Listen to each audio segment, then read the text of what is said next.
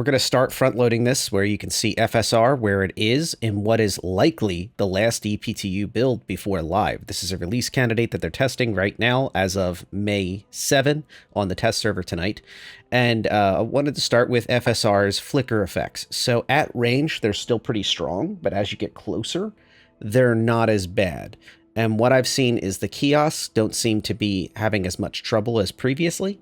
But there is still a noticeable lighting effect that still needs to be worked on, unfortunately. As a reminder, I run a 7800X3D, 64 gigs of RAM, and a 4070 Ti. So if you have an AMD card, you may or an Intel card, you may experience different effects. It seems to be mostly flickering on directional lighting, and I would call it dynamic lighting, things that you set up in the field. Such as ship effects or player color effects, like drop glow sticks, for example, I notice flicker a lot. But in this area, I used this in one of my previous videos, and I had some people note that it would be better to front load this because this is by far probably the best example of FSR's it needs. And this is comparing it to DLSS, both at 66%, which is the quality run, if you're picking, on Vulkan. And you'll note that the flickering effects are far less noticeable. Now, my understanding is that FSR will eventually be upgraded to a newer version and it will be better implemented, and you'll see probably something closer to this DLSS, but in the style of FSR. And if you have an AMD or Intel card, you may experience better effects on one or the other. And of course, DLSS being NVIDIA specific. So I think that FSR is probably still your best option for most people that are running AMD equipment, and over time it will grow into itself, but it still does have some flicker effects. You can note the DLSS, and don't worry, I pick on DLSS in just a few seconds. You can jump in the chapters if you want to see me pick on it, but in another area it does have effects. TSR, which is CIG's implementation of upscaling, seems to be very heavily FSR with a different name. Now, as a reminder, I am kind of just noting my experiences with these things.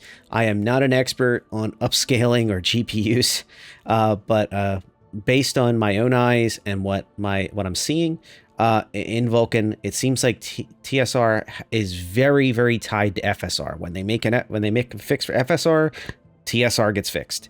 So I can't help but think it's something very close. And I'm sure if I did a bit of research, it probably is very close. And I'm sure there's probably going to be somebody who'll point it out in the comments. If they do, I'll be sure to heart that so other people notice it, hopefully. You'll notice the flicker effects. It's very close to FSR's effects. However, if you are having trouble with FSR, like really annoying the heck out of you, you can try TSR and just see if you can appreciate it a little better. Now, when you run no upscaling, you'll note that the FPS drops a little bit in this area. However, with the latest builds on 3.23, I've seen it consistently interesting where if there's no distance drawing and such, and you'll note my graphic settings are on very highs and such, it doesn't seem to have too much trouble. Now, and one other thing, the flicker that you see in the video capture, I am not seeing it when I'm doing that. You're going to have to take my word for that, but everything else obviously is being directly captured. Now, as promised, I pick on DLSS. It has this bizarre haloing effect where it seems like if there's some type of lighting pass done in certain areas, it has this weird, like, I call it a halo effect on items that it really shouldn't. And I'll show you why it shouldn't in just a moment. But I wanted to show you this. So this is in DLSS 66% on Vulkan and the same location in the commons. And then when I switch over to FSR, only a very small issue at the bottom, at the base. There's a small little lighting effect. But look how much better that looks. So when you hear me, I'm not just giving lip service to FSR and saying it's good. In some cases, it is better. You can notice that lighting is far more subdued. It's actually looking more appropriate for what it should be. And for whatever reason, DLSS doesn't seem to be friendly to it. Same deal with TSR. Once again, it seems like as soon as FSR has an issue, TSR has an issue, and when FSR doesn't have an issue, TSR is great as well. So it's interesting. But these little lighting effects in certain places, DLSS seems to just blow them out of proportion. So it may not have the flicker effect, but anywhere near as much or at all in some cases, but it does have these other weird artifactings that may drive you crazy. So here it is with no upscaling, just as your control point. And once again, you'll note that there is a small lighting issue there. So it is possible FSR, TSR, that little artifacting you saw, is not even the fault of the upscaling. It's something else. But when I go back to DLSS, just as my control, I'll call it, off of my control, look at that. It's back to the weird haloing glow and reflections. So I think over time, there will be ray tracing implementation, upscaled ray tracing implementation into DLSS, but that's only going to benefit certain series of NVIDIA cards, not even all NVIDIA cards. And so I think it'll make more sense in some cases to go with FSR or TSR, probably FSR in the long run, for many folks, including some NVIDIA cards. Here's the classic runway, I'll call it. So this is my normal testing area. I wanted to include this.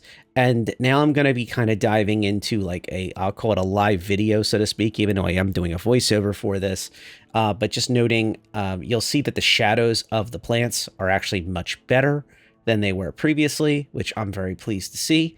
So they're not popping in and out of existence, the shadows, but there is some shaders that you will note in a moment that are different. One interesting thing is in the daytime, it looked like the skyline was not as vibrant as it normally was, and that's across the board. And this is kind of an addendum thing. I'm leaving this in, and you'll note that you'll see my settings again as I switch from upscaling methodologies. So you'll see DLSS is getting switched over to FSR. And once again, HDR is not in yet. As I wait for a player to go by, I try not to have that controls. Interesting that I just noticed that now in the playback, that it had a significant amount of flickers when another player is on the screen. In the capture, once again, I did not see these flickers in the actual game. I know, you're going to have to take my word for that, but in the capture for Vulkan, for whatever reason, there is certain things aggravated. It's interesting. So you'll note with FSR, you'll see the same kind of lighting. Obviously, nowhere near as significant of the lighting issues as you saw in the previous clips. And I wanted to show that because I wanted you to see that it's not all the same. It's not always a problem everywhere. It's directional lighting in specific locations that seem to eat up upscaling for FSR and TSR. And the frames are good. The frames are holding. So we've already seen good frames in the past, and I'm feeling pretty good. I do find it interesting how muted the skyline is. So this is something I've seen across all of the builds that kind of drove me a little bit crazy. I'm going to have to go back and take a look at my daytime images of that skyline and see if like certain colors are more muted in the sunlight than they were in the past.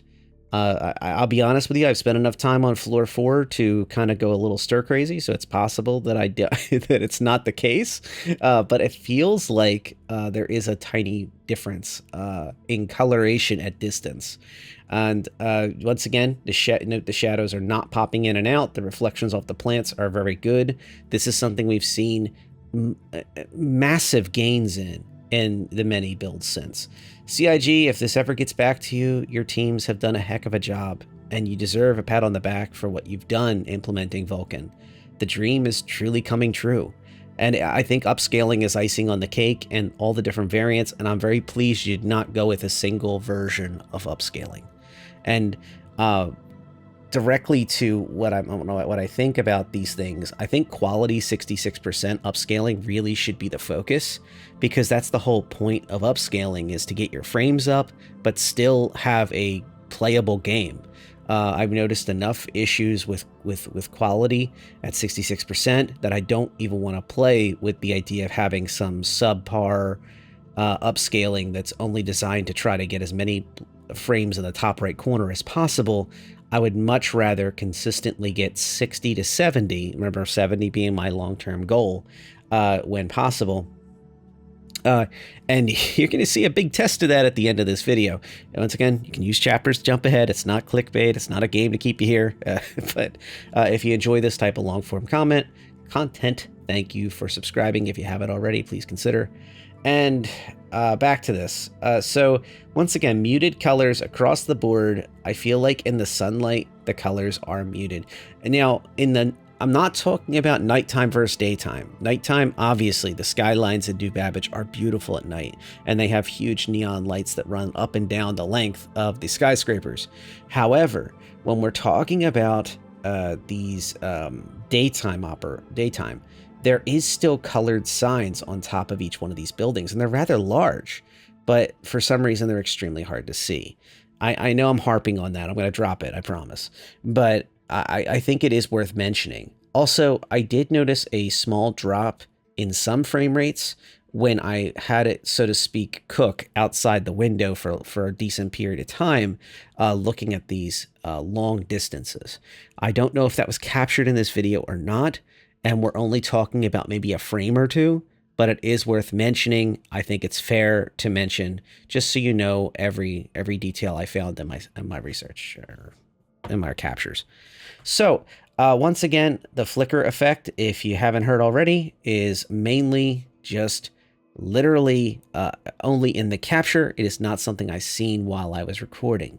So on to a unique location. That's actually what you view in the spawn point for New Babbage when you choose it as your home planetary landing location. So you can note that the bartender is still not working, although the server FPS was hovering around 6 and 7, so it's pretty low on this build. And here we go.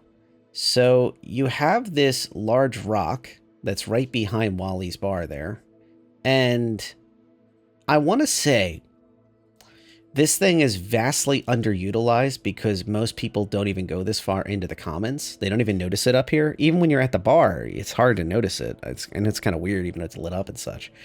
But it was very useful for me using this frozen icicle monument as a testing bed. And I'm going to come back here in the future. So this is a nice little pocket spot. And like I said, I'm showing you right where it is. I don't want to hide anything. But also, more importantly, this might be one of the first places you want to visit when 3.23 Live comes out if you don't partake in the EPTU, because it'll give you a great idea of which upscaling will work best for you in one location. No games, no prizes, no losses, and the amount of taxingness it has on your system is incredible. Between the, I'll call it the cloud effects, the lighting of multiple types of lighting, and then you can see these crazy little effects that are all over the ice. And it seems like the upscaling has a hard time with the layering effects that are all over this ice when you do it.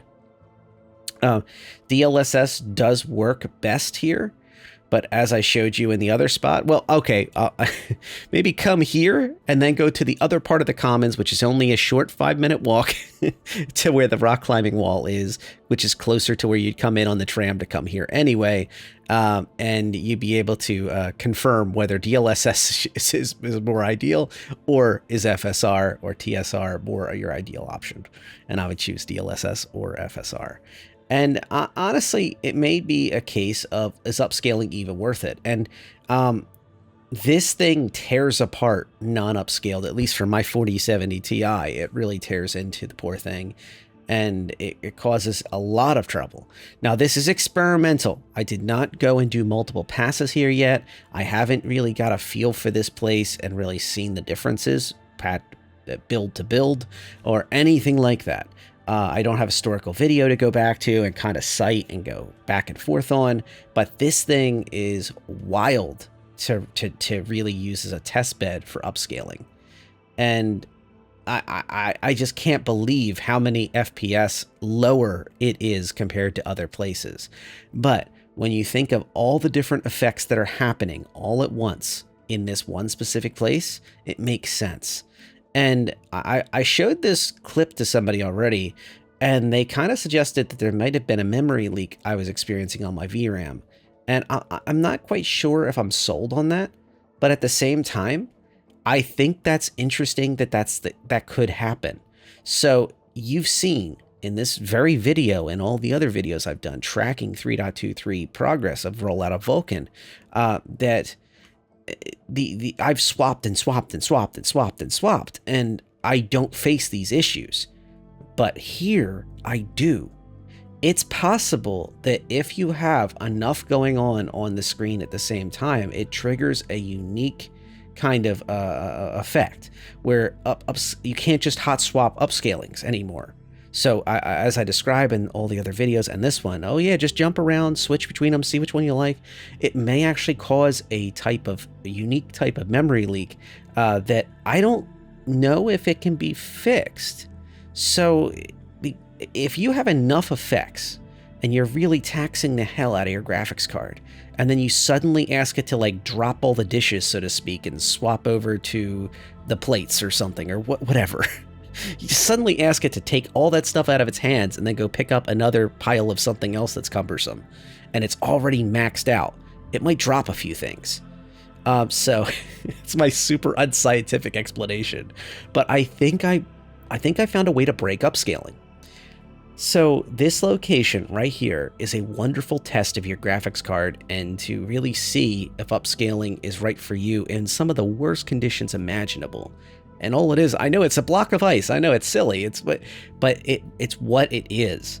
So many layers, so many lighting effects, so many different types of effects where you've got this misty cloud stuff going on, you've got lighting underneath, you got lighting above, you got lighting on the side, you got directional lighting, you've got lighting from the inside. It's got so much going on that this thing is torn apart. It also brings up an interesting thought. Did CIG purposely put this thing all the way out in the middle of nowhere, basically, a part of Commons nobody goes to? Like, because you stop at the bar and then people turn around and they head back to the other shops and stuff. There's nothing up this end, this end of this big biodome. So did they put it up there because they knew it would be a problem? Like, oh, if we have anything else with this dang thing, it's going to kill their graphics. Processing capacity. But if you put this thing by itself, maybe it'll work out. So when Vulkan and upscaling and all this other crazy stuff comes along, it suddenly brings up some interesting thoughts. But anyway, back to reality. You can see the effects. You can see that interesting effect on the outer layers of this thing trying to handle it from upscaling for FSR and TSR. DLSS does not experience this. And if you want another reminder, I am not just lauding DLSS. You can gladly go back in the chapters and see the one with the rock wall with all the bad halo effects. And you can also go to previous videos and check out some of the other DLSS effects that we've had, like shader issues and some interesting shadow pop-in pop-outs that happened that were different than the pop-in pop-outs of FSR and TSR to see which one you prefer. So happy 3.23 live, hopefully very soon, maybe by the time you even hear this. And I wanted to thank those of you who have been running with me throughout this patch cycle. It has been an amazing journey, and it's been fun documenting the rollout of Vulkan and upscaling into Star Citizen. It's a monumental moment. I think I wrote this a few times, but I don't know if I said it. Very simply, upscaling means that people with yes, older equipment, and I think I've already made clear, I have a pretty wide view of what's modern equipment and current equipment. I have extremely wide view. I'm saying old, ancient stuff, and people that may just want a better visual effects without having to bust out yet more money for a brand new graphics card or something like that, especially with the prices those things are. I think they're going to have the greatest experience that they've had in Star Citizen in at least in years, maybe ever in 3.23. I think as this technology matures, we all will be better off for it.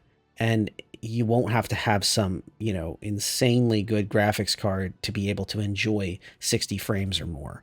And don't forget, it's all not about what I think. It's about what you like, what the visuals are. It's not just about the frames in the corner, but yes, that's part of it. Set your own goals, decide what you're willing to live with. And for those who like Lorville, stay away from Lorville for a bit. Pick another home for 3.23 Live, if possible. I know some people, it's your first home. I know. It was mine too. It was my first planetary landing location. And I can remember my buddy Spectre just losing his mind about why in the world are you bothering with that trash heap? But it's our trash heap. It's a place to put you can stand on real firm ground and explore and deploy ground vehicles from. And it's always going to be a special place in my heart.